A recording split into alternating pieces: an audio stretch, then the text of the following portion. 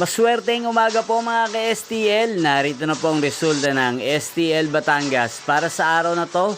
First draw December 7, 2024. Araw ng Sabado. Naway ang mga natayan nyo pong mga numero kanina ay manalo nawa ngayong tanghaling ito.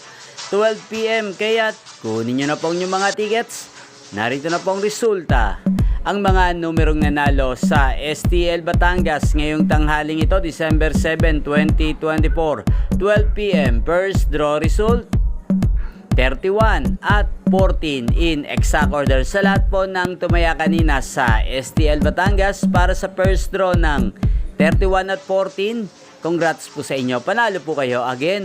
31 at 14 in exact order. At shoutout po natin ngayong tanghaling ito sa STL Batangas si Kuya Joel.